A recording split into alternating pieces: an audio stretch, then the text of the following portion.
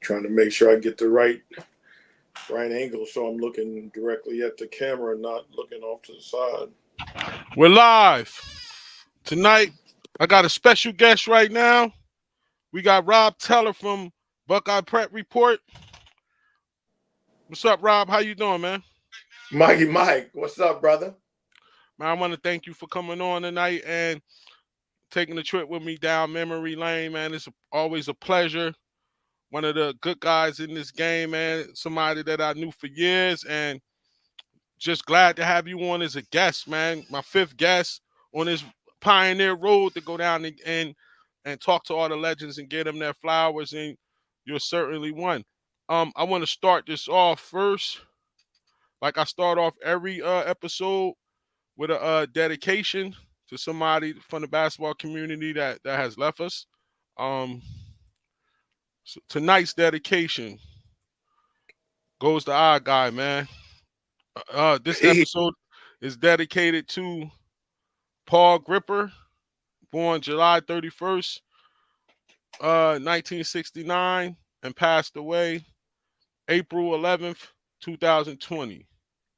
The iconic Paul Gripper was an AAU basketball director and coach from Philadelphia, Pennsylvania.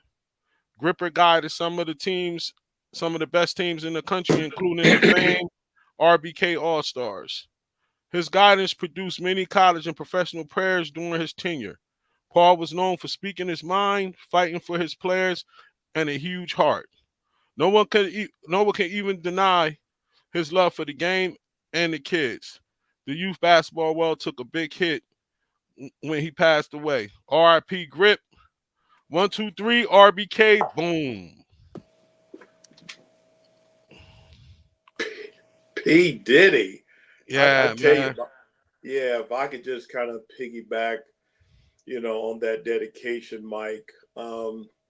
Paul really was an integral part of the game back when my two sons came through. Mm-hmm. He was truly an icon. He was truly kind of ahead of his time at Mm-hmm. the time. He put together talented teams with a talented group of kids, from the Philadelphia area. And his team was always one of the most competitive teams on the circuit. And Talk quite about frankly, Paul himself and certainly his teams were known, for the intimidation factor. it. When Mm-hmm. Mm-hmm. RBK rolled in the joint, they got a lot of attention. They got a lot of Mm-hmm. respect. And quite Mm-hmm. frankly, I think they scared some folks because of Paul's oversized personality, Yep. Yep. Yep. and just sheer aggressiveness. He was a force to be reckoned with. And I tell you what, he really cared about his kids A and thousand that percent. whole Philadelphia basketball scene. So, anybody who knew Paul, I'm sure they felt a significant loss, once he passed away way too early. Yeah, Paul. When I did one of my first events, it was called the Clash of the Cup, and it was at Trenton Catholic, which it was McCorston back then. And I had teams from New Jersey, all-star team, 7th grade, 6th grade, 7th grade, 8th grade, 9th grade, something like that. And he brought the Mm-hmm. teams over from Philly. And we had got Q Gaskins from Reebok. He dressed the kids, and it was a battle between Philadelphia and Pennsylvania. I mean Philadelphia and New Jersey. And it was a great event, man. PA in New Jersey, I might add. And Sure. it was a great event, and that's when I first met Spencer Pulliam. I think that's when Paul told me about you, because he actually was the person that told me about who you were and what you did, and that piqued my Mhm. interest. You know what I mean? And Sure. Grip just was that guy, man. So since he was the one that definitely told me about you, it was only right that I did his dedication tonight. You know what I mean? And I Yeah. want to start off thanking you, because you inspired me to do what I do now. When I started Basketball Spotlight, when I left Metro Hoops, I saw your magazine thing. It was like a white booklet. Yeah. It looked like a joints that you see like at a banquet or something like that. But it was a basketball book, and I looked at it and I said, "Yo, this interesting. Like this dude really doing this thing like this." And at Metro Hoops, I did cover young kids and high school, Mhm. but that helped me decide to really go totally the middle school route, man. And I want to thank you for being a pioneer in the game and Sure. letting me have an ability to see something like that so I could get going, man. Sure, sure, sure. Well, it's all good, brother. It's always good to have, like-minded people, with a like-minded focus. Mm-hmm. I think when we not I don't think I know, when we got started, people really weren't paying attention to youth basketball.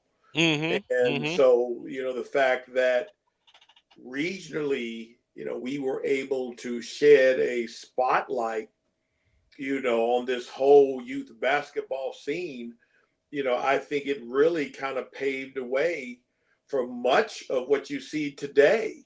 Mm-hmm. So, Mm-hmm. I know that I'm extremely proud. You've got to be extremely proud because I think we set the tone, Mike. Yeah. We set the Yeah. tone, man. And there were a lot of guys have kind of come after us who have kind of taken the mantle and kind of run with it.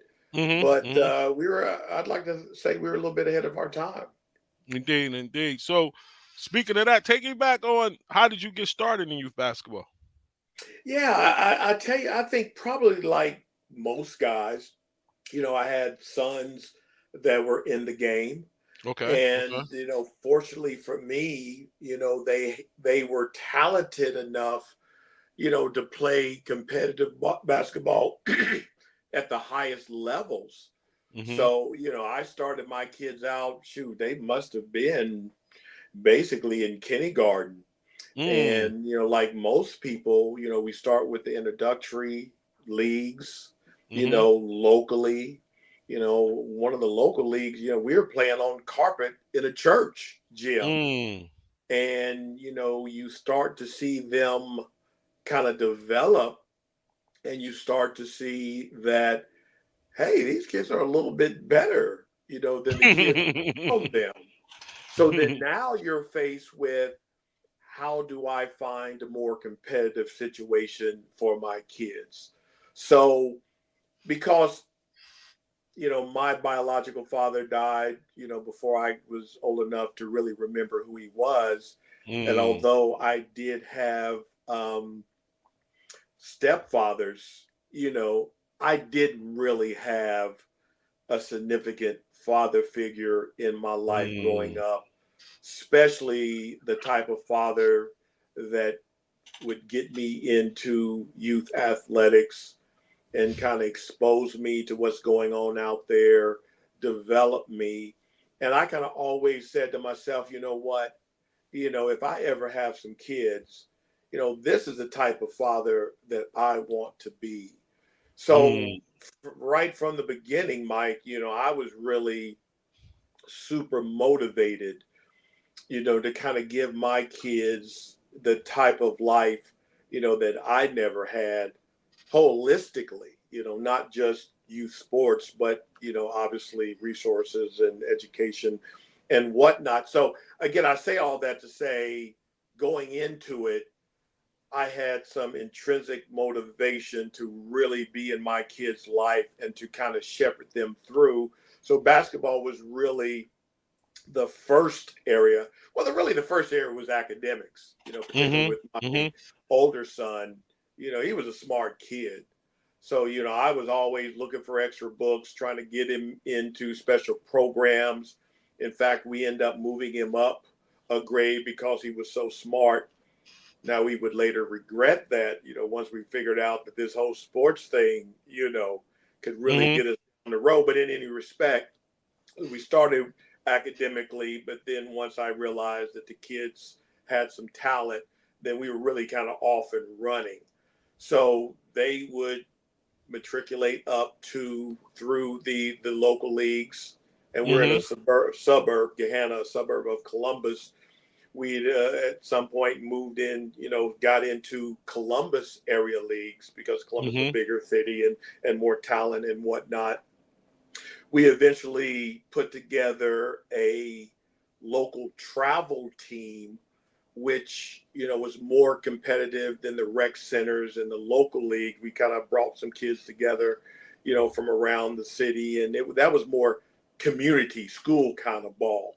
Then Mm-hmm. probably about the fourth grade, we start moving into more of an AAU situation. We start bringing Mm. the more talented kids from the Columbus area, putting them together, participating in local tournaments. I think the first real AAU kind of tournament was Jerry Watson in all Ohio used to Okay. give very competitive tournaments, and it was in the fourth grade. So that was really the entry level. So there was a local guy who would put together a tournament team like a day or two before one of Jerry Watson's tournaments because Jerry Watson might have like a 3-team pool. So he would Mm. all go to this guy and say, hey, just put together a group of kids to Yeah. fill out a 4-team pool. So we would just be a ragtag group. Mm-hmm. And would you know it, we'd go in there and we'd win that bad boy. So Mm. we had some real good talent. And the and that was with my youngest son. Same situation with my older son, Robbie. But with my younger son, that first little team he had Trey Burke on that Mm-hmm. team. And of course, Trey Burke went to Michigan and was player of the year, multiple player of the years, ended up playing, going to the NBA and whatnot. But that's just kind of give you a feel for the competitiveness of that team. So that was a fourth grade year for my youngest son. My older son, a similar track, not Mm-hmm. exactly like that, but we could see that he could really, really play. So we found him more competitive teams. But in terms of my younger son, we ended up joining a team called the Columbus Jaguars. Mm. I remember that And name. I remember that that name. team, that team, Mike, that was ended up being one of the top teams in the country. Mm.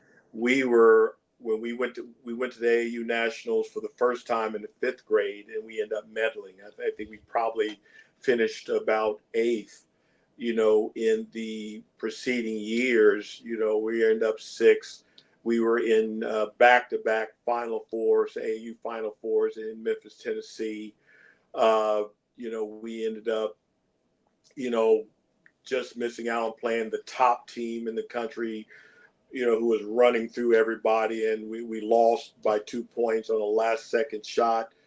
And so that was really the first introduction to a national level team, AAU. So we had really kind of developed, quite a reputation. And we had, in terms of, I'll kind of segue into how Buckeye Prep started, if that's Mm-hmm. okay. Yeah. Oh It's yeah. kind Definitely. it's Definitely. just kind of a natural kind of segue for that Columbus Jaguars team. I had put together a team page, the Columbus Jaguars team page, and I guess I would have done that after our fifth grade year. Mm-hmm. Once we went, so it was just a team page, like a traditional team page. Kind of talked about what we had done and tournaments we'd won and players that were on the team and recaps and whatnot. And when we went to the AAU Nationals, I basically stayed in the gym, from the time the ball tipped up to the time they closed the place down. And Mm. for some reason, I just started writing down the names of the top kids that I'd seen over the course Wow. of this AAU tournament. Wow. And once I got home, I basically put the list on our Jaguar team page. Mm. And, not surprisingly, nationally, people got a hold of it Mm. and started. going to it, Yeah, and was yeah. obviously intrigued to see little Johnny's name on this website. So from there, I just kind of continued to refine, the team website. And because we were, a top 10 team nationally, we were holding Columbus Jaguars tournaments here Mm-hmm. locally. Once I started doing the national thing, at some point I realized that this is getting a little bit bigger Mm-hmm. than a Columbus Jaguar team page. And I said to myself, what if I just kind of went off on my own and started my own kind of website dedicated to providing exposure nationally to the top kids? So, I got to thinking, well, how best to do that. So I initially started with an actual magazine, where I Yep. had pictures and I That's put what I together saw. lists and rankings and Yeah, whatnot, yeah, kind yeah. of similar to, to what you've seen. And hold on a minute. I should have had this. Oh, Yeah, that's it. That's this it. is That's what one I of them. saw. That's what I saw. That's what I This saw. is, That's the book I saw. That's the yeah. book I So, saw. it's a rudimentary kind of Yeah, thing, that's what I saw. not That's not what I not saw. not real sophisticated. Yeah, But that's what I saw. That's what I at saw. the end of the day, Mike, it was new and it was Mm-hmm. fresh, and Mm-hmm. nobody had done it. Mm-hmm.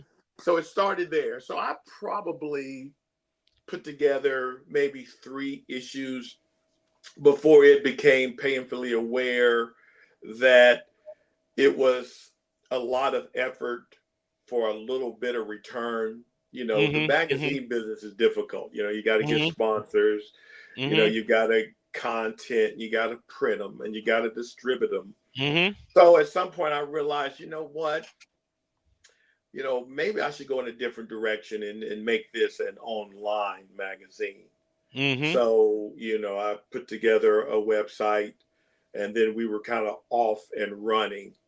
And again, because we were one of the top teams in the country, and because at that time my youngest son was one of the top kids in the country, Mm-hmm. and because of my desire to get him to events and where he needed to be, where the other top players were, I found myself in all of the gyms where Mm-hmm. all the top kids were. So again, in terms of content development, I'm Mm. there taking notes, taking pictures, talking to kids and whatnot. So, I was able to put all that stuff online. Nobody was really doing it at the time. I started my Buckeye Prep Elite Showcase. And, before I started kind of ratcheting it down, I was getting 400 and 500 kids at a Mm. time at my showcases, and did that for years, in addition to tournaments. But one of my first Buckeye Prep tournaments, man, I had big, these big buses, these Mm-hmm. teams Mm-hmm. get. I had them rolling into Columbus, Mike. I Mm-hmm. I know the had, feeling. I had Paul's teams, St. Louis teams, Florida teams Mm-hmm. rolling Mm-hmm. in Mm-hmm. Mm-hmm. to this city, and it was one of the Seattle Rotary rolled through.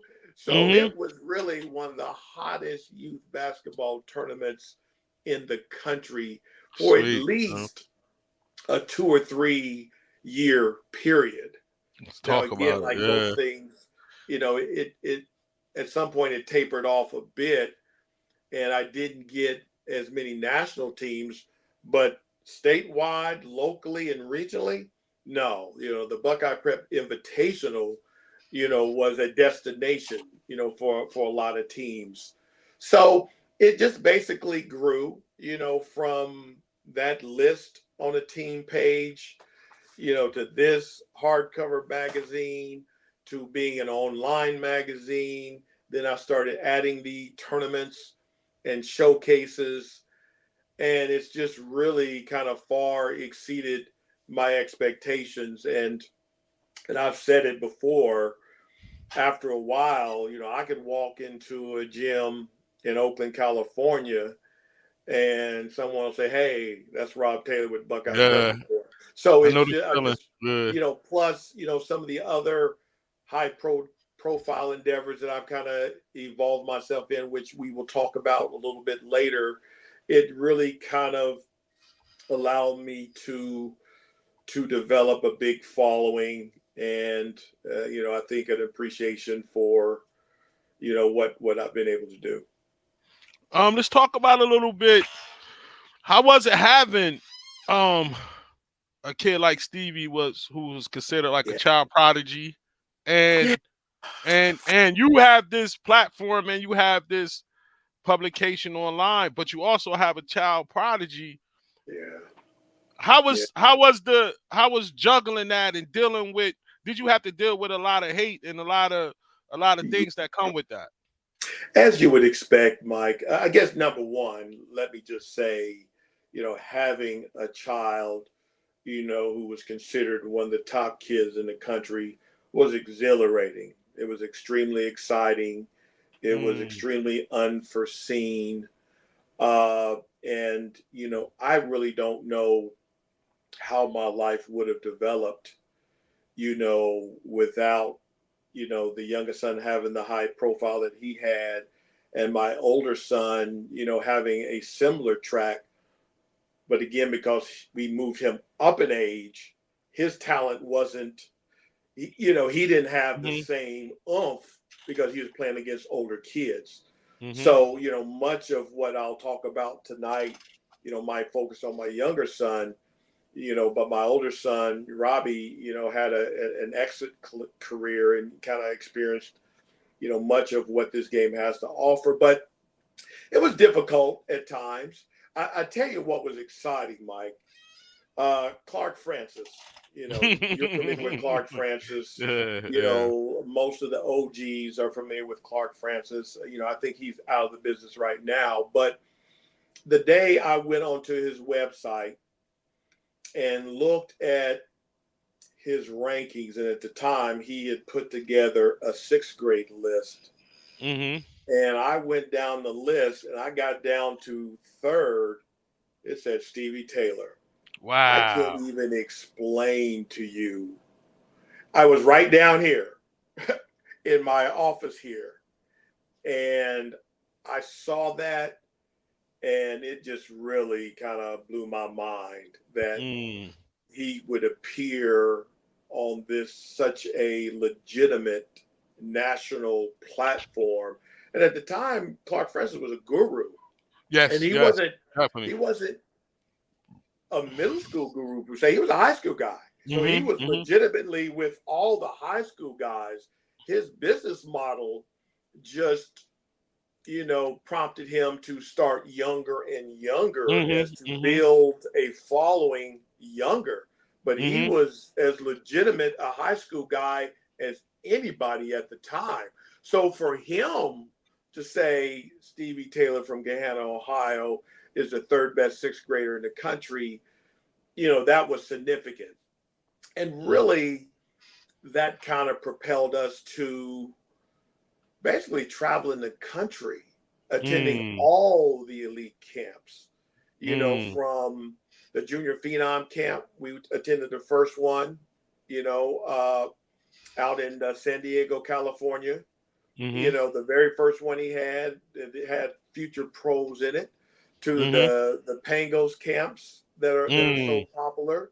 We went to uh, New York and Atlanta and Florida, and Chicago.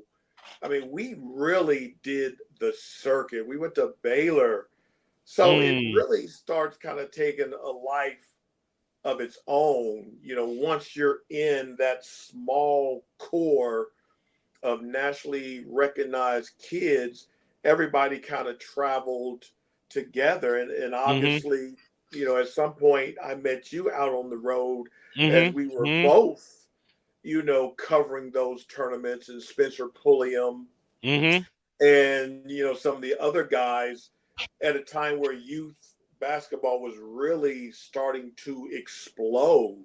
Yeah. So, I try to tell parents, I've been there. I've been that parent, taking my kid up to New York Mm-hmm. and, just kind of putting him out there, taking him down to, Charlotte, North Carolina, where there was a big camp every year. Uh, Team Loaded, those guys were the Mm-hmm. ones that were running it. So, I've sat in the stands and bit my fingernails, hoping my son would kind of, perform at a level where he could get some recognition for where somebody like you or I, could write something and get him a write up. That was always the big kind of thing. But to answer your question, how was it? It was really almost undescribable, you Mm. know, the way that it kind of consumed our life. And we were on the road, every weekend. If it wasn't a Mm. big tournament, it was a big camp or showcase. And it really became really our life as a matter Mm. of fact. And to be honest with you, Mike, basketball, it's really hasn't changed, a whole lot as of recently. So to answer your question, it was exhilarating. The best time of my life, fulfilled my life. Set me and my kids off on a path where there was a lot of focus, and basketball has continued to give to me and my family ever since. So then, you have this son that's making noise, and he going out on the road making some national noise in elementary school, middle school. Mm-hmm. Mm-hmm. Now it's time to pick a high school. I Yeah. saw you kind of did like a local thing. Were you getting a lot of pressure from like parochial schools and powerhouses, and what made you go local? Yeah, back then, that whole parochial thing, particularly in the Columbus, Ohio area, wasn't as big a thing as it is maybe in New York and the Okay. DMV and some of the areas on the East Coast. But they Okay. were there. Mhm. No, I was definitely approached. There was one guy in particular, I forget his name. He was coaching at Indiana for a minute, and then he ended up transitioning to that and taking a job at a prep school somewhere on the East Coast. And because he had seen Stevie, he was really on me about, hey, why don't you bring Stevie over here? But at that time, Mike, I was more of a community kind of guy. Mm. Although we were kind of caught up in this whirlwind, I was still grounded. I didn't let it, kind of get the best of me. And quite frankly, to move my family, my older son, to go to some prep school, at the time, I really didn't think, we needed to do that. Uh, at the time, the local high school coach at Gehanna, had been following both of my sons for years. Mhm. And, they had already kind of reached out and, wanted to make sure that I was going to end up sending my sons, to Gehanna. To Gehanna. In I bet fact, they did. my oldest son, again, who was a stud, I remember us having some problems with the middle school coach, and the high school coach got wind of it, and he ended up having a meeting at some local rib joint where I went and sat down, and he was like, "Hey, I know there was some issues over there, but no, we need your son at Gehanna." So they had seen both of my sons, early on, and Gehanna's a nice suburban school with good quality education. And at the time, their high school program really wasn't, anything to brag about. Uh, but they were solid, and according to the coach, my two sons basically really started, Gehanna's ascent Mm. locally. And Mm. since then, Gehanna, from the time my sons went through, they really kind of put them on the map. And that's not me saying that, that's the Mm-hmm. high schools, acknowledging that, the Taylor boys was really the impetus for the rise of this local program in every sense. They've been one of the best programs in the city. My youngest son, by his junior year, uh, his team was the winningest team in school history. His Mm. team was the only school to make it to the state tournament. They made it to the Final Four. They Mm. beat the number one team in the country, Northland, that had Jared Sullinger, Trey Burke, all Mm. the high school national rankings. They were newly minted number one, Northland, and then we beat them in the regional finals.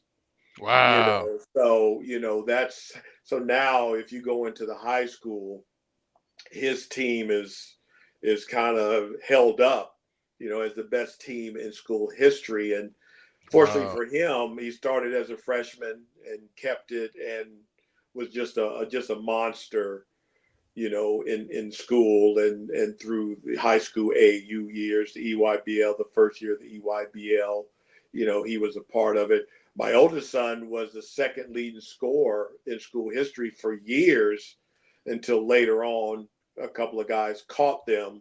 And then my youngest son would go on to capture the record that had been held for like 50, 60 years. And, he held that for about 15 years before Sean Jones came through. And they're both in the Gahanna Hall of Fame. So Wow. your original question was, did I receive pressure from parochial schools? Yeah, we did receive interest. We just decided, no, we're going to keep it simple and we're going to stay here locally. It was the best Now, decision, we ever made. mm, now let's switch gears over to the AAU part. I see that y'all did a lot with like All Ohio Red or All Ohio. Yeah. Now explain. Now I heard a lot about this program, but I don't really know about it like that. So how was the relationship established, and where did Yeah. it take you guys? Yeah. We really started our relationship with All Ohio when I told you about the fourth grade throw together team that we started to kind of fill in, Mm-hmm. a pool. Mm-hmm. That was we went under the All Ohio brand. It was an All Ohio tournament that we got into. All Ohio is one of the most storied programs, Nike sponsored programs in the country with a long, rich history, Mm-hmm. of excellence. So fortunately for us, that program is based here in Columbus.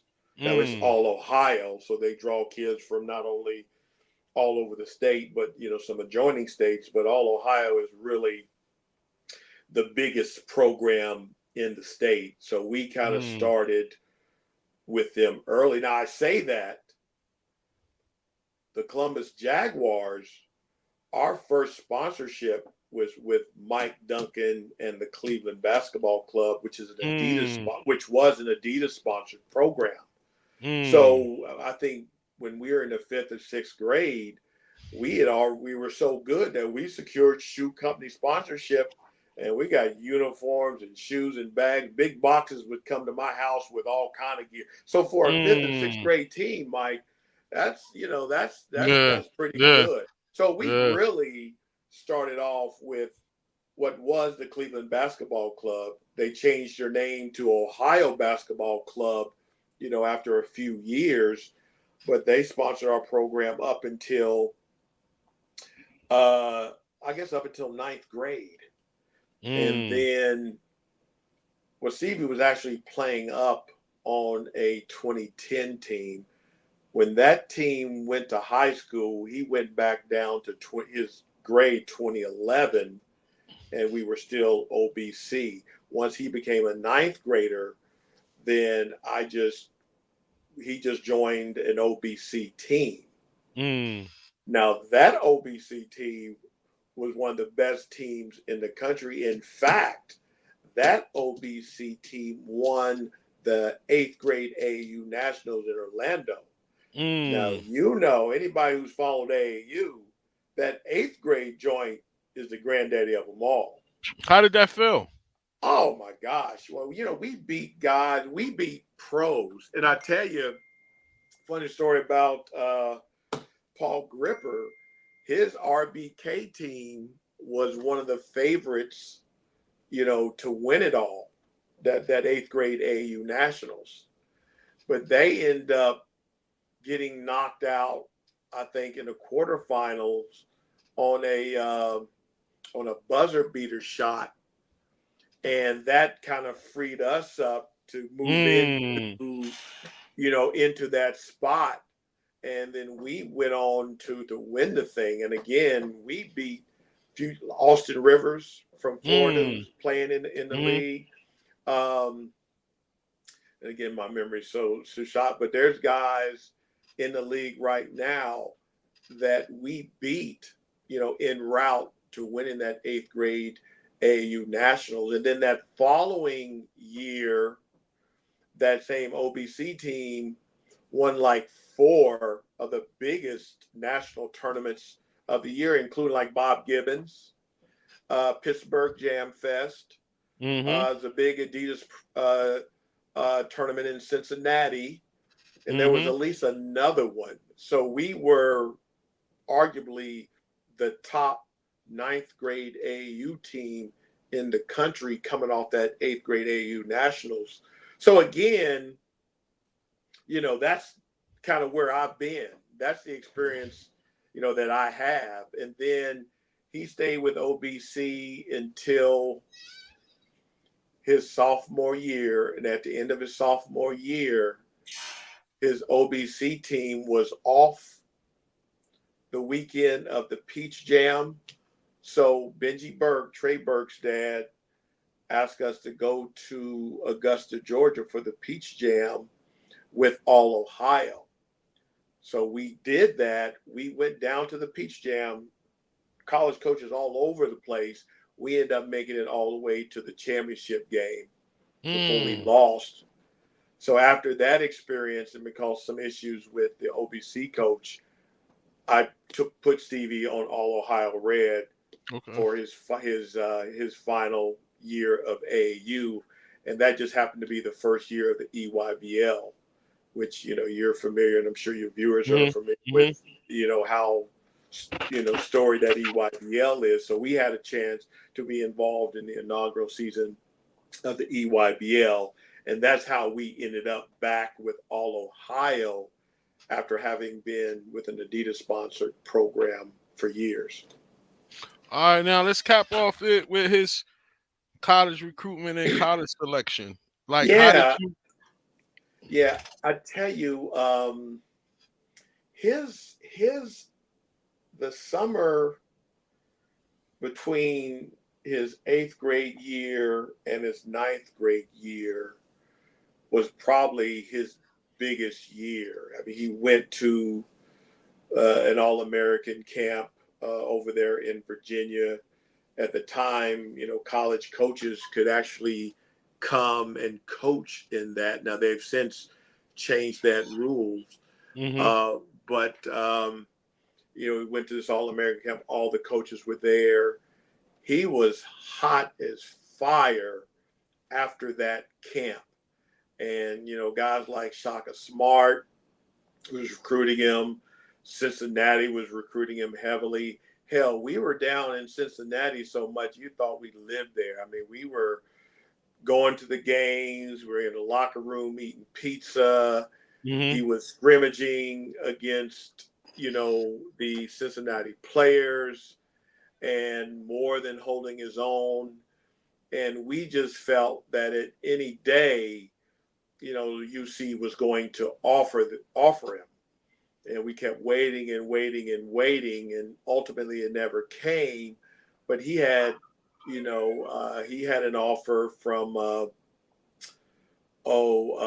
University of Richmond, which was A10. Uh, he had a high major offer from Providence. We took a visit. We took a visit up there. Ohio University, all the MAC schools. He Mm-hmm. had offers from, and but at the end of the day, Mike, he didn't grow. He Mm. didn't really grow from that eighth to ninth grade year, Mm-hmm. where he had, the high major guys kind of looking at him.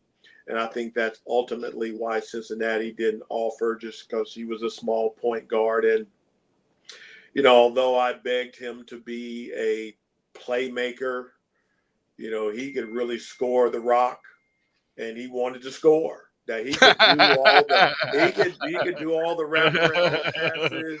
He can drive and he can dish to the corners. He could throw back. He could do it all at a high level, but that's not really what he wanted to do. He wanted to score the ball, and I think consequently, that left him at the mid-major level, and then he ended up getting injured his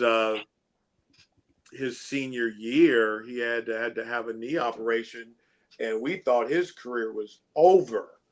And Mm. so he was down at the Peach Jam at the EYBL with cartilage moving around in his knee, and sometimes it would catch, and he'd lock up.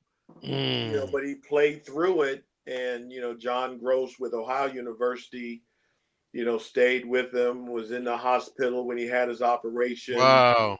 and we ended up going to Ohio University, which was a solid mid-major in the MAC. And again, that was the best decision we could have made, because he played as a freshman, and although he would eventually have three coaches, in 4 years, he stuck and stayed, and he had a good career, and it ended up kind of propelling him into what he's doing now. My oldest son, you know, again, because he was playing up, he wasn't getting the same kind of interest. He got a walk-on offer from Cincinnati, but he ended up going to Mount Vernon University, which is a NAIA here Mm. locally. And he was 1,000-point scorer and holds records up there. And what's funny, with all the reclasses that we have now, when my son was going into, oldest son was going into the eighth grade, I asked him, hey man, do you want to go back to, your right grade? And he basically said, no, Dad, I want to stay where I'm at. And in retrospect, that was really the difference between the level he played at in AIA and the MAC, because Mm. most of the kids on his AAU team end up playing in the MAC, and he was one of the better kids on that team. So Mm. it was reversed. It Mm. was reverse reclass, Mm. and it cost him a chance to play higher. But things work out. He graduated. He's got an MBA. He's in corporate Mm. America. He's got a family. So basketball still has done what it needed to do. And, with my youngest son, Stevie, he played at OU for 4 years, played over in Italy for 2 years. And then he got a call from his former coach at OU, who had taken the Boston College job. And they said, hey, would you have any interest in being a grad assistant? Well, my youngest son had come off 2 good years, the leading scorer in the league. He was planning on going back to Italy or someplace over in Europe for a third year. But when he was hit with that, he kind of paused for a minute. And at the time, I didn't think he would do it, because, these guys don't want to give up basketball. Mhm. Mhm. You got perpetual ballers, they want to, Mhm. and he really wasn't making much money over in Italy. I mean, it was cool. He was playing ball, he was balling out, but he really wasn't making much money. So, although I thought he was going to say no, after 2 days, he came to me and said, hey, Dad, I think I'm going to take this GA job. Mm. So, thank God he pulled the trigger. He went to Boston College, did his 2 years there, got his master's degree. And then he ended up getting a job at HBCU, Langston University out in Oklahoma. And that really started his coaching career. And since then, he's been to Nichols as a second assistant, which is a Division I in the Southland Conference down in outside of New Orleans. He did that for a year. Then he ended up getting a director of operations job at Toledo, which is a MAC Mm-hmm. school. The Mm-hmm. coach who recruited him when he was in high school remembered him, liked him, offered him that job. He took that. He did that for a year. And now he's a player personnel guy for Iowa State. So he's Mm. back at the high major level, working with the players, part of their solid developmental program. And he's poised to get back to an assistant at least a mid-major level after this year and going forward. So he's well positioned. So I say all that to illustrate to those who may be listening, basketball, it can give back. It can give some direction. It can Mm-hmm. provide a lifestyle. You can raise a family. You can stay in the game in ways other than actually playing. If you do it the right way, get your grades, get your education, you know, act like you got some sense, on your Mm-hmm. way up, you know, don't do stupid stuff, Mm-hmm. don't be a butthole. And who knows where this game can take you. So now he's traveling the country, on private jets, in big time arenas, he's in the Big 12. Mm-hmm. So, and fortunately for me, it's still given to me because I'm following him. I'm going to the games. I done been to the Bahamas, and I done been to Puerto Rico twice. I just got back from Orlando when they were playing in a Thanksgiving tournament. I'm getting ready to go out there a couple times in a few weeks when they play Houston and Kansas. So, basketball is still given to me and my family. And obviously through the whole Buckeye prep thing, it's not a money thing, but I'm still able to generate some income, enough to pay for my basketball and whatnot. So it's bought most of the furniture in this house. It Mm-hmm. helped me put money away for retirement. Basketball has been good to Rob Taylor and his family. And if Mm. people do it the right way, basketball can change lives, Mike. Mm. Now let's talk about more getting into you now. Now you're because of your reputation and the work you put in with Buckeye Prep, um, you were approached about to form this league that you guys came up with called the NYBL. Talk Yeah, about the whole formation and how you were brought into it. yeah. Well, let me just say this. I could not be prouder, of what we built with the NYBL. And obviously, with my experience with the inaugural EYBL, I kind of understood the inner mechanics. But for the most part, because of the reputation that I had built with youth basketball, people knew who I was. Fortunately, I was well respected.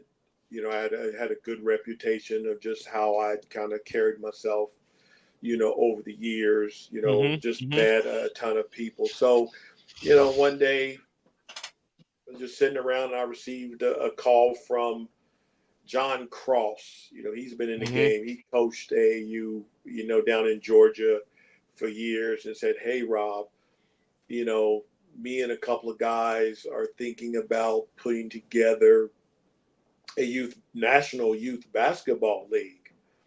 Is that something that you'd be interested in?"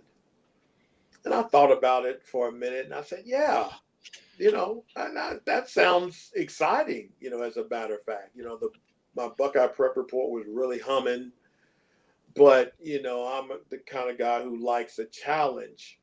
So I hopped in it, and basically my job was to basically to recruit the coaches. So, Mm. I had the relationship. These guys, they weren't nearly as connected as I was, to Mm-hmm. youth basketball at the time. They'd kind of had their own experiences, but not, in the way that I was, through all the things that I had done. So I tell you, I basically, got on the phone and worked the Mm. phones. And I got to Mm. tell you, Mike, and I think you and the listeners can appreciate this, to make cold call to coaches from across the country, basically sell them on this brand new ideal of a national league, Mm-hmm. and to convince them to send me $1,200 in advance. Who's doing that? Oh, no doubt. Who's doing that? I mean, as Mm-hmm. as as kind of grimy as the game has kind of gotten with all the characters in the game, who is going to put a $1,200 check in the mail and send it to Columbus, Ohio? Mm. Well, I was able to convince them to do that on the Mm. strength of who I am and the reputation that I had. So, as far as I'm concerned, there's no doubt in my mind there was nobody better positioned or in a position to recruit all of those quality teams and get them to do this. So I'm really, when you talk about the things that I'm most proud of, short of, my kids and family and what I did with Buckeye Prep, the fact that I was able to convince, these teams to step out in faith and be part of a 3-session national league, the more I think about it, the more I just shake my head. Mm. So, so that was my initial role. Rob, go get them, make it happen. Well, I did that. And then, my secondary role was to kind of serve as the primary media outlet, Mm-hmm. Mm-hmm. for that. And so I was really the face of the league in terms of my interactions and relationships with the Mm-hmm. Mm-hmm. coaches. I provided the bulk of the media. Mm-hmm. I end up reaching out to your friend and mine, Drew Brailsford, up in the Mm-hmm. DMV, who at the time was well connected Mm-hmm. and, on the East Coast, and particularly in the DMV. He Mm-hmm. had a son that played about this at the same time. Mm-hmm. So I thought, okay, this is a guy who can help me in my recruiting. So Mm-hmm. I brought him on board. And, when I called him, he like, yeah, I can help you out, but what's in it for me? So I he know how didn't he is. he didn't just want to give me the contact information, all of that. He wanted a piece. So I Mm-hmm. brought him in, and he ended Mm-hmm. up becoming a partner. And between I, and really two other guys, the other two guys were more logistical guys, securing facilities and, kind of building in, we end up having a good team and we made this thing work. I mean, we started out, that first session. We started in the NYBL in March of 2013 Mm-hmm. with the classes of 2019 and 2020. We Mm-hmm. had 32 2019 teams and we had 16 2020 teams. And we Mm. basically divided them into 4 regions. And we started off with 3 sessions. And we had teams from Canada, Wisconsin, Florida, North Carolina, Ohio, South Carolina, Georgia, Virginia, DC, New York, Kentucky, Arkansas, New Jersey, Tennessee, California, and Michigan. So it was truly a national league. And our first session was in Maryland. Our second session was here in Ohio, and our third session was in Augusta, South Carolina, where they played the Mm. Peach Jam. So we were legitimate. And we're talking the top teams in the country, CP3, and a lot of the shoe company sponsored teams that you see today were all represented there. And when you talk about talent, Mike, we literally had the best kids in the country. And let me kind of read off a kind of list of who we had. And, some of your readers will kind of recognize some names. But we had Tyrese Maxey, who's starring, at Philly. We had Rowan Barrett, who's with the New York Knicks. Wendell Moore Jr., who plays for Duke. Scotty Lewis, Andrew Nimhard, who was at Gonzaga. He's in the league. AJ Hogarth, who's currently at Michigan. Terrence Williams, who is at Michigan. Chris Harris played at Oklahoma State. Keon Brooks, who went to Kentucky initially and then went out to Washington. Jeremy Roach, who's playing for Duke. Dante Scott, who's at Maryland. Shamar Morrow, I don't know if your readers have followed Last Chance U, but the last season, he was one of the stars on that. Trey Patterson up your way. So we had guys that ended up playing high major basketball and guys who ended up in the league and are still in the league. So, it couldn't have been any better. It really took off. We had the media exposure on lock. I know you did some media work on us, so you had a firsthand look at some of what we were doing. At Spencer Pulliam coming in, providing media exposure. We did features and player and teams of the week. I mean, it was really impressive. Let's check out some of it.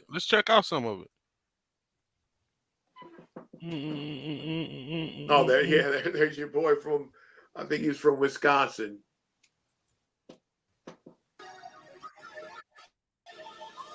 There's AJ Hogarth. Yeah. I see you, Mike Melton. Scotty Lewis.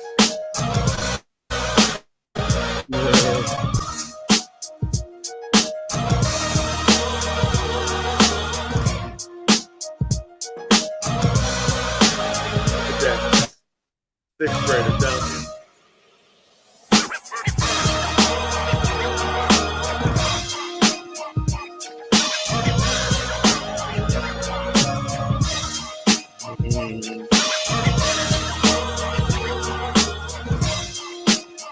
Zion Harmon. The monster.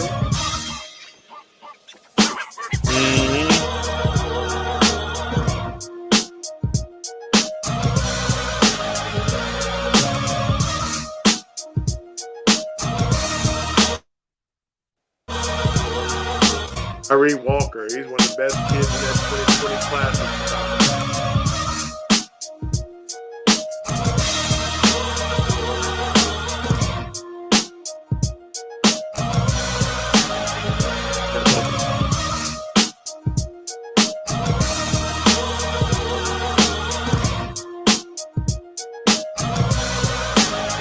Again, this is sixth grade, man. Look at these guys, man.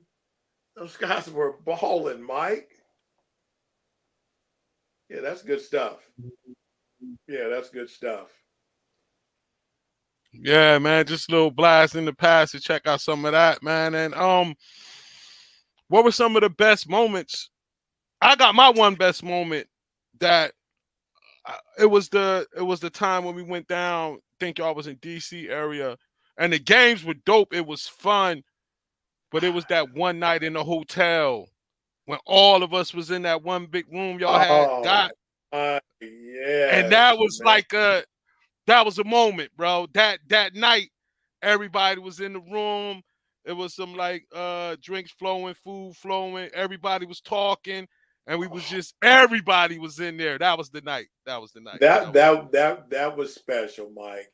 Yeah. I think about that from time to time because it was really what I consider the sweet spot of what we were doing. It was really the epicenter of youth media coverage. Everybody there was committed. And overly competent. And Mm-hmm. we just kicked it, man. We I just know. kicked it. The I know. hotel was on point. Yeah, everything You was good that night. know. Everything was good that night. No, Everything was man. good that night. Oh, that was fantastic. And I tell you, being on the road and being part of the media Mm-hmm. and covering these elite athletes and the camaraderie, uh it's special, man. and Yeah, and it I is. miss it. I'm still doing some of it, but there's not guys like you and I left in the business, really. Now Spencer's still doing Mm-hmm. some things at a pretty high level, but in terms of what you did and what I'm doing in print media, guys that are going to go in and actually write and put some together some reports, that's a dying breed. Now, what you see Mm-hmm. these days is the cameras. Mm-hmm. It's all Mm-hmm. about the video. Mm-hmm. But I would like to think that players, parents, and coaches still want to pull up a website and they want to read about their kid. They want to see their Mm-hmm. picture. So Mm-hmm. there's definitely still value in what I'm doing, and what you've done. It's just that I think it's secondary, to Mm-hmm. the camera.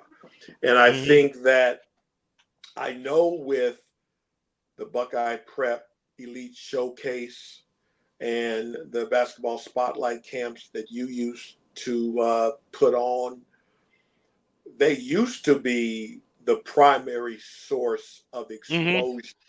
Mm-hmm. That's not the case anymore. You Mm-hmm. know, those video cameras, Mm-hmm. are the primary source. So, you know, we're still relevant, but the video cameras are king. Now, And not just the professional video guys, but parents. They're running mm-hmm. around. They're recording the whole game and they're chopping it Mm-hmm. up and they're putting it on social media. So really, it's not really when I say the video cameras are king. I'm really also saying social media is king. So Mm-hmm. whereas people used to primarily get their exposure through participation in camps like yours and mine, now with the advent of the internet, people can kind of generate their own content and their own exposure. It hasn't made what we do obsolete, but it's kind of changed the game a great deal, as a matter of Indeed. fact. Indeed. Now, all good things came to an end with your participation. How did everything come to an end? Yeah.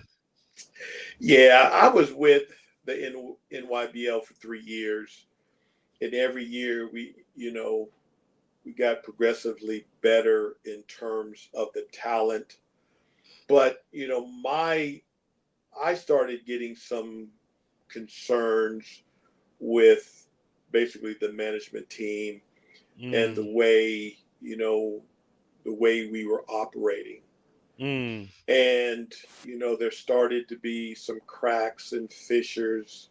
mm-hmm, And basically, the quality of what we were doing was starting to slip mm, to such an extent that I could no longer lend my name and reputation to it. mm, Because at mm, the end of the day, if there's a problem in the gym, and what you have to realize, we ended up, and I think we're really kind of leading the game in that we were having courts brought into convention centers. mm-hmm, There mm-hmm, might be 15 courts running at one time. mm-hmm, Well, you can imagine elite teams, elite players fighting for exposure, how high strung and intense mm-hmm, things get. These guys are spending big money. They've got the top kids and teams, and they cannot end up screwing that up. Mm-hmm. Because even back then, it's about the money and sponsorships and shoe company sponsorships and whatnot. So people take this stuff real serious. But, at the end of the day, everybody wasn't holding up their end of the Mm-hmm. bargain. Mm-hmm. And then they were, doing some things that, I couldn't deal with. And Mm. because if you recall, when I talked about how we started the league, who called all the coaches? You did. So who was the face of the league? Mm-hmm. I understand. So when there's problems, who are they calling? They're calling Mm-hmm. me, and they're Mm-hmm. calling me with issues that I didn't have any responsibility for, that I Mm. couldn't control. Mm. Because I'm not money motivated, I never dealt with the money. I Mm. recruited all the coaches. They wrote $1,200 checks, but they didn't send it to me. I Mm-hmm. had them send it to another partner. So I Mm-hmm. didn't have anything to do with the finances.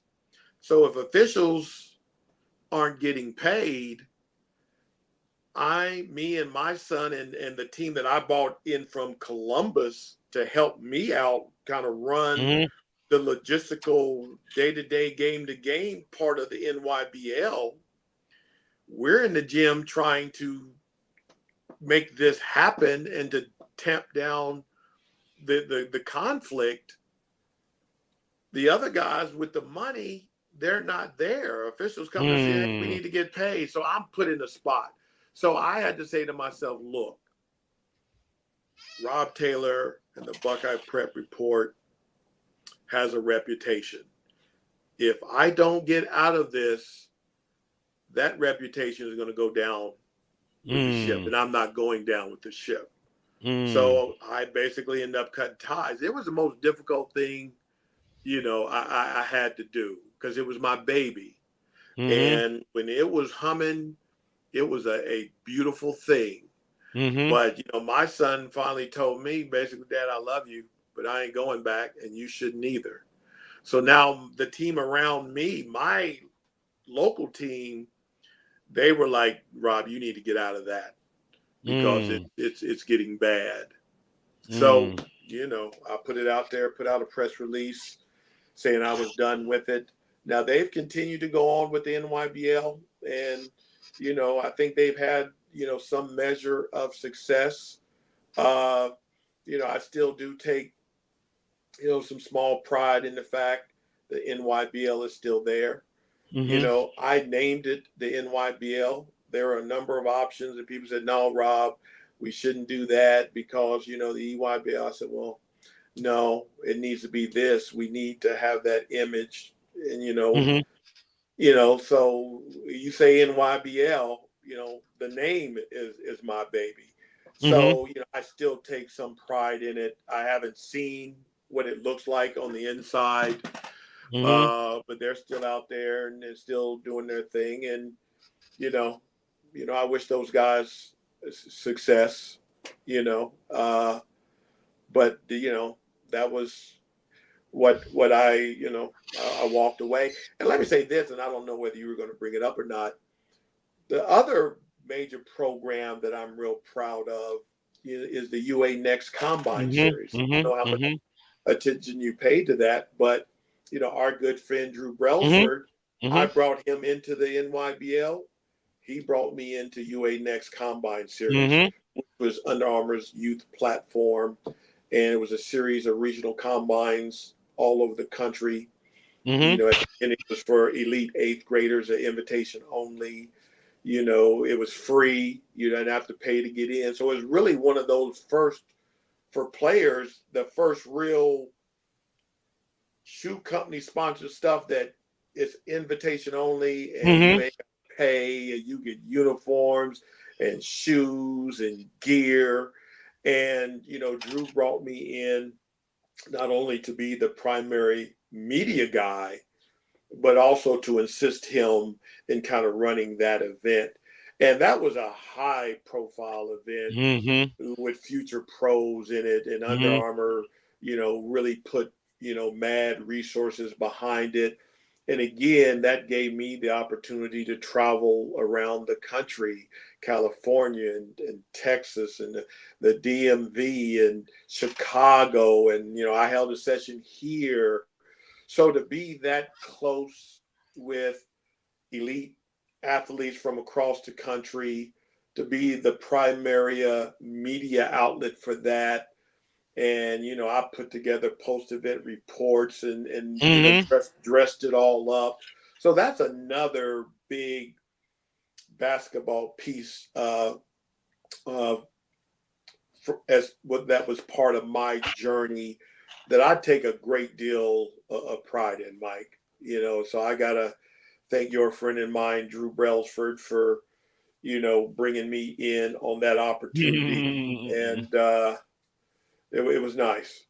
Yeah, it was all a part of the brotherhood and relationships. Like I could call you up and be like, Rob, I need you to come to the Phenom camp. I need more Yeah, coverage. You know what I yeah, mean? You call me yeah, up, I fly out there to yeah, Columbus. yeah, We yeah. we call Drew up. Drew, come organize this for me. That type of family dynamic helped let everybody product grow to another level. You get what I'm saying? So it was that. That and the relationship really transcended basketball. Mm-hmm. When Mm-hmm. Drew got married, Mm-hmm. I'm there in Baltimore. Yeah, I was down there. I'm Yeah. there, and I'll tell you this: it's been my experience, Mike, that what I describe as basketball relationships have tended to be short-lived, transactional, and surface Mm. driven, which means if you can't do something for somebody, Mm-hmm. the relationship doesn't go much further. It does. It Mm-hmm. has no longevity Mm-hmm. past Mm-hmm. your usefulness. Yep. But what I 100%. can say, guys like you and guys like Drew and maybe a handful of others, the relationship has some staying power, and it has some depth to it. And I Mm-hmm. think if you can leave the game with solid relationships intact, that's something that matters, because Mm-hmm. what I see these days is how cavalierly people trash relationships with no appreciation for their value or Mm-hmm. their long-term potential. It's just a bull in a china shop, just tearing up relationships for little or no reasons, when you don't know what type of benefits and dividends these relationships might represent long term, because everybody's so short sighted. They want What can everything I? now. They want it now. What can you do Mm-hmm. for me? Uh, any small slight, you're on the internet with beefs and name calling and backstabbing, when you probably should have a better appreciation, for that. When my kids were coming up, I was careful for them not to damage relationships. My youngest son, he's a college coach. He can, if I want to go to a game, there's almost any game I want to go to, college or NBA, he knows somebody on the staff through basketball, whether he played Mm. with them, in AAU or high school or college, because he has this type of personality that people want to help out. So he can make a call, or he can go to the Final Four and get in this exclusive party because he's got a relationship with somebody. Now, these kids these days, they're elbowing and fighting, and parents are beefing and all of that, and they're just throwing relationships and future opportunities in the trash for absolutely no reason. And I know that sounds corny, Mike, No, it ain't but corny. that's It's what real. it's. Just come It's on, real. man. It's real. It's real. Um. So you right now we're gonna do our 5 card thing. Okay. So I bring up the 5 cards, tell you what I want from them, and then you give me your response to each card. So Okay. let's start off the friendship, the rivalry, and the battles. Oh wow, Mike. How do you find that stuff, man? You up there in New Jersey, and you all up in the Columbus and whatnot. I tell you, my response to that, and I'm not quite sure what you want, but we have there that relationship represents both. It started out with friendship, Mm-hmm. it morphed into rivalry and battles, and then it came full circle with friendships. And I'll tell you why. Again, that fourth grade level, you know, Trey Burke's dad, Benji, he wanted Stevie. I remember him specifically saying, "Hey, bro, I gotta have him. I gotta have him." So they played together and was a force. Um, then when we went to the Adidas sponsored OBC and he went with All Ohio, it was an extreme rivalry. I mean, from the Mm. same city, they both were elite level basketball players, and there was an intense rivalry. And then on the back end, we went to, as I pointed out, at the U16 level, we went to the Peach Jam, and we were teammates, and we made it to the championship. We played the first year at the EYBL, their senior year. They were teammates. And me and Benji, we've maintained our relationship. His dad, it was, intense, and it was rocky at times because we were in the heat of the battles. But, we were able to salvage the relationship. Now I think the last time I saw him, we were at this restaurant. I bought him some drinks and we kicking it. We Wow, talked. praise the Most High. Or praise So, him. and I tell you, there was a video that Ty Kish put out when Stevie and Trey played together in what we call the City Series, where teams from different cities all over the state came to Columbus and they battled it out, city versus city. And Mm-hmm. this video he put together featured Stevie and Trey, Mike. Oh man, you just should have saw it. Mm. It was something. So that's that.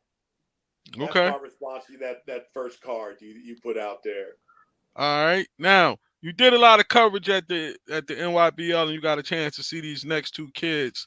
Hmm. And I want to ask you, like, what do you think happened to them, and was it too much too soon? Sure. Oh man, I tell you, there's really only been one other athlete that was more hyped than Shamar Morrow. It Mm. was Joe Keller's prodigy years ago, and I think there was a documentary done by him where he was a man child and a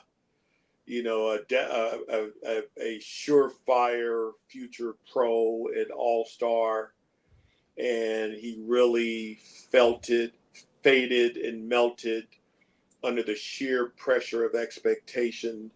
The exact same thing could be said by Shamar Morrow. Who you I talking about? Demetrius Walker? Demetrius Walker. So Okay. exactly. Their ascent mirrored each other quite a bit. Shamar, same thing. He was dunking early. He was a man child, bigger and stronger than everybody else.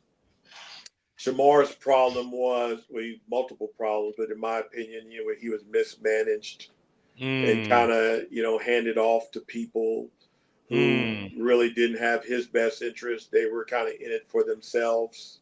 Mm. And, the guy just disappeared on the face of the earth until he surfaced on Last Chance U. So Mm. for the listeners who are tuning in, go pull up Last Chance U. I think it's a Netflix Mm-hmm. documentary. I think it's run its course. It may have been a 2 or 3 year run for it, but it really gives Shamar's background and how tragic, you know, his life has become when it was so bright.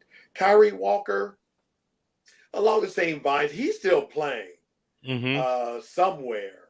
Now, again, he was supposed to be the next big thing, you Mm-hmm. know, had all the hype in the world. He was big and strong and athletic. He was skilled. He could handle the rock. But I think it's pretty safe to say he has not met or lived up to expectations. You know, I'm sure people thought he was going to be in the league. Mm-hmm. Mm-hmm. And, you know, I'm not sure that, you know, that's going to happen for him.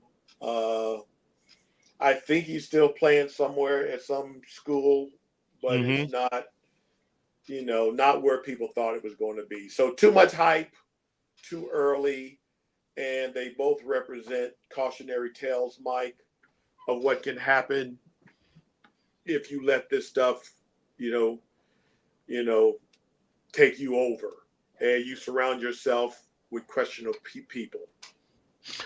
Now, next up, I know you've been around. You done watched a million tournaments, middle school. You done seen some of the best. So I want to ask you this: um, your best middle school player ever, your best middle school team ever you seen, and the best middle school game ever. Oh wow, Mike, best best best middle school player ever. Well, let me give you. I'm going to say shoot, Demetrius Walker and Shamar Morrow. I Mm, mean, literally, I those guys were transitional, man. I mean, those guys were freaks. mm, They were literally freaks with mm, what they could do at such an early age. mm, Now, guys, I gotta throw in there. Oh, what's my guy's name? Rowan Barrett with the Knicks. mm, You know, when I saw him, when you talk about the best middle school game, Rowan Barrett and Andrew Demhard, who's also in the league, he played mm-hmm, at mm-hmm, Gonzaga. He's in the mm-hmm, league now. Those guys, we were at a session in Louisville, Kentucky, mm-hmm, and it may have been the second session of that year. They played some. I don't know whether it was all Ohio or not, but there were those games were played at such an elite level, Mike, that you were just really wowed. People left that gym like, are you serious? Did I just see mm-hmm, that? mm-hmm. So that I would say that the best AU team, TG Express. Now, I don't know what that Mm. name rings a bell to Yeah, you, it rings but bell. Yeah, yeah. Texas-based team. They had won like back-to-back nationals, mm-hmm, and that was the mm-hmm, game I alluded to when we had them down in uh, in the championship game uh, in Memphis, and we mm, were leading the entire game, and we were up one with like 12 seconds to mm-hmm, go, and they took the ball under their basket. Although we had been pressing them full court the entire game, I backed the pressure off to half court because I didn't want to get beat on the long ball trying to press them full court. Well, that got them a running start, and the guy ended up going down the slide line, going baseline, and hitting the last second shot. But that TG Express was one of the super teams, um, before super teams were really a thing like they are now. So mm. that would be my response to those three questions. All right. Now you've been a lifelong Ohio resident. I know you didn't watch high school ball throughout Ohio for years, state championships, this and this, blah, blah, blah. Now, I want you to give me your all time, all Ohio high school first team. Oh wow, I'm gonna have to go. Jared Sullinger, Trey Burke. Oh shoot, Mike. Now, this not just Columbus, this Ohio. Oh, The you talk about Jimmy Jackson, mm, out of Toledo. mm-hmm. Um, oh shoot, Mike.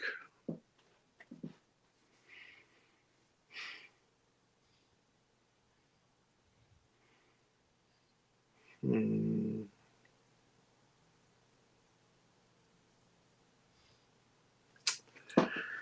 I don't know, Mike. Nothing else is coming to mind. Just because my memory's shot, brother. You got to remember, I'm 61 years old, brother.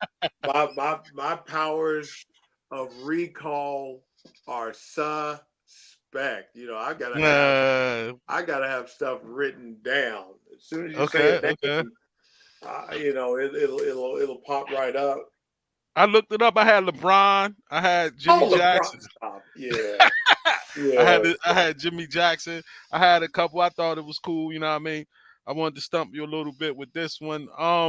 My last one. Now, growing up, I always saw this on TV, and you the first person that I know personally that was involved in it. Now, explain to me the process and how did you get on the Oh, plate with the Family Feud, bro? Talk to me oh, about this, bro. Mike, man, How did you get on the Family I Feud, thought bro? this was a basketball show, man. Explain this to me, bro. I see y'all on Oh there. gosh, I saw man. the video, man. Explain to me. How did I'll, you get on the Family Feud, I, bro? I'll break it down for you. But what's funny, Mike? It seems like at least every 6 months that episode is played multiple places around the country. And Mm, whenever it does, mm, I got a text from a guy from Texas, like, man, I just saw you on Family Feud. It's just amazing that they keep playing it, number one. mm-hmm, And there's always somebody different who catches it for the first time and mm-hmm, hits me up. But no, the process is uh, my wife got a cousin who said, hey, there's an audition in downtown Columbus for the Family Feud. Let's go do that. So we mm, went down, you know, we got our clothes on. We went down to this hotel where they had a bunch of conference rooms. And basically, it's a series of conference rooms, just tons and tons of families. So basically, there's multiple levels. The first level in the multiple conference room, you go up and they play like a real abbreviated Family Feud game where you mm, got your five, I think it's five family members stand up mm-hmm, and they shoot you some questions and you kind of play it, you know, for a question. And basically what they're trying to do is to see how you interact, you know, with the mm, players, how much excitement you have, mm-hmm, mm-hmm, you know, whether you're proficient, you know, mm-hmm, how you're mm-hmm, processing the questions and formulating your thoughts in terms of the responses. And basically, what they're trying to figure out is, are you likable? Are you mm, entertaining? mm-hmm, And will their viewers, you know, like you? And so they've mm, got a formula and template. mm, So once you do that, they'll say, thank you. Can you go up to this room on the second floor? Now, not everybody makes that cut. And mm-hmm, so we went up to the next room and they lined us up, you know, right next to each other in a line, and they had a camera. And each one of us, they said, tell us a little bit about yourself. mm, So you kind of go into, you know, I'm Rob Taylor, I'm such and such, I'm such and such and such and such. Thank you. Then they go each one of you. And again, what they're trying to determine is how likable are you? You know, what type of mm, responses are you animated? Are you No, that ain't this. Or are you like, are you Mhm. vibrant? Are you? So we our family, I think we were all upbeat Mhm. and relatively articulate. So they said, well, thank you. You know, if we pick you, we'll call you. So you wait and you wait and you wait, and eventually, we got a call saying, hey, we want you guys to be on Family Feud. We're going Wow. to take care of your flight arrangements and your hotels. We want you to fly down to Atlanta. So you Wow. get down to Atlanta, and they they have basically rehearsals. So you got multiple Mm. families sitting in a stand.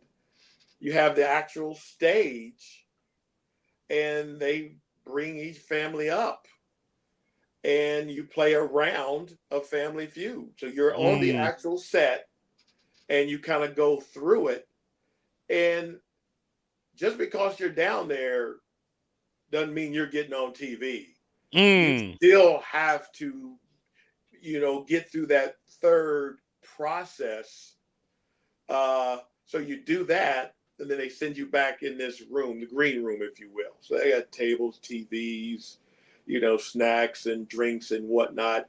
And you sit in there, and they've got TVs. So once they actually start playing the games, you're watching other families on TV in the green room. Now you're still not promised that you're going to get on the TV. So they're telling you to stay alert. We're still evaluating. So you're still full of anxiety Mhm. when you're in that room. And when you're during the rehearsal, they want you upbeat. I mean, if you got to act, you got to be on. Mm. So you sit Mm. in that room, and then if they run through a show, and then someone will come in, the Robinson family, and everybody, hey, get off, go crazy, and then they walk out, and you're still sitting there, and you're watching the Robinson family on TV during an actual show, and Wow. they're done. They come out, the Johnson family, and you're like bummed because your family didn't get called, so the Johnson family goes out there and they do the show, and then at the first day, well, that's it for the day. We're taking no more families. So now you got to come back a second day and start that process all over again. So Mm. fortunately, I think we were one of the first or second families called on the second day. So we Wow. got up there, Mike, don't you know, we played 4 games and won 3 of them. Wow. So we were winning, man.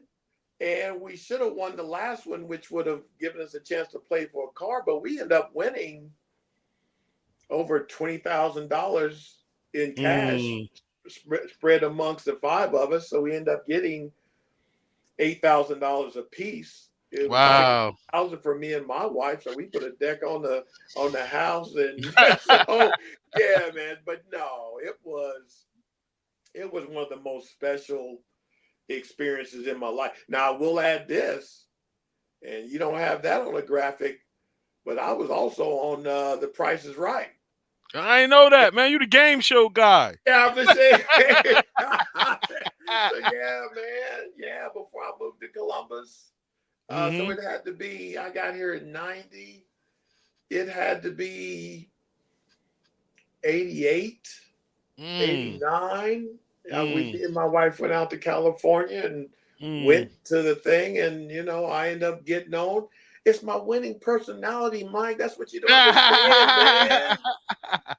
All Uh, so right, yeah, man. that's I've had a blessed life. The good Lord has been good to me Mm. and my family. I'm not sure what I've done to deserve, all the Mhm. blessings that I've gotten. As you know, I've got a grandson who's balling. Mhm. He's That's what I was going to next. How did you get yeah, back to getting involved with your grandson, man? man. My oldest son, Robbie, he's got a 9-year-old son, Jordan, And shoot, man, we started him in kindergarten, and much like my two sons, he showed early promise. So much so that we put together a first grade AAU team, man, and we got on the road, man. We went down to Mm. Memphis and which was early. You tell some people, oh, Mm. why are you taking these young kids all around the country? Well, we love it. We enjoy it. We love the lifestyle. So, we've got the Buckeye Prep Hoopsters, fourth grade AAU team. Right now, we're ranked fifth in the country by Mm. most scouting services around the country. Right now, he's ranked 13th in the country and number one in the state. So, man, I'm back in it. I'm on the bench. I'm on the bench sitting second chair. So, I'm coaching with my oldest son. And man, Uh-huh. we are having the time of our life. We've got a great Wow. group of committed parents. We've got a great group of talented, good kids. And man, Mm. we go on the road and we go to dinner together. We go out to baseball games together. We sit in the lobby. We break bread. We play cards. Mm. And we take kids, to the museums and to whatever educational thing we can find them. So, man, this thing, Mike, has come full circle. Praise the Most High. And All praises, man. man, gosh, man, I don't, to get a second bite of this apple, man. I mean, I'm just beside myself, and he's such a great kid, Mm-hmm. innocent. Mm-hmm. Now, I wish he'd be more aggressive. If he was super aggressive, he'd really be a problem. But he's highly skilled. Mm-hmm. He's got a good basketball IQ, and so I really could not be happier, of where we're at. So now, I get to cover him and his teammates. Plus, again, now I'm at the big tournaments. I'm at all the Talk big about it. national camps, and Talk I'm about it. covering it. So now he has kind of rejuvenated me and this whole All Buckeye Prep praises. Report thing. So now I'm back in there taking notes, writing, taking pictures, doing write ups and articles. So because I'm retired, it's my fourth year, I need something to be doing. Mm. So Mm-hmm. between my grandson and what he's got going on, my younger son and his college basketball and traveling and seeing his team play, my life still revolves around basketball, brother, at I be 61 years old. I be seeing you at the games. I be like, yo, he out there. I be hating a little bit. I'm trying. I gotta get to some games. I gotta get to some Hey, games. man, I'm Um. trying. I'm trying to get it in, brother. Yeah, that's good money, man. I'm so happy for you, man. In Thank you. closing, give me a situation that you feel God has helped you to get through, so you can be an example for other people. Well, I think that the way I carry myself and the way that I've interacted with people, I really feel that I've made a difference in a lot of lives. And I know that sounds self-serving, Mike, but Mm. I, to the extent I can, I really try to serve as a resource Mm. for people, Mm. parents who are out there, trying to figure this game out. Mm-hmm. The game can be complicated and difficult. And if you're not connected, and, if breadcrumbs have not been dropped for you and there's no Mm-hmm. real path for you to follow, I think the good Lord has put me in a position to help Mm. people, whether that's players, parents, coaches, anybody else in the game. I think some people see me as a role model in terms of how Mm. I've raised my kids, the fact that I Mm-hmm. have two great kids, with families who are solid citizens, are educated, and I think they can see my life and say, how can I shepherd my kids that way. Uh, so I really do take that serious, the role I Mm, play and the influence that I have. I don't take that lightly. mm, So mm, with that being said, I don't want to conclude what we're doing here without really giving you thanks and credit. As you recall, mm, you came into town and to cover one of my events and to deliver your unique and personal message mhm, mhm, to some campers that I had. And not only was your message to them powerful, your personal message to me and some of the observations that you had made were not only on point, but uh, well received mm, and to a great extent acted upon. Now, without mm. going into a Yeah, whole I lot of understand. I details understand. I in, understand. in this forum, you just need to know that I heard you, and consequently, some changes have been implemented Mm, that that I'd like to say significant. mm. So Praise the Most High. if I never see or talk to you again, know that Rob Taylor heard you, and you were able to make a big impact, in some areas in my life, and Indeed. that's not hyperbole, brother. That's keeping it 100. Well, man, Rob, man, I started this thing because I wanted to give the legends their flowers while they were here, man. And you're truly a legend.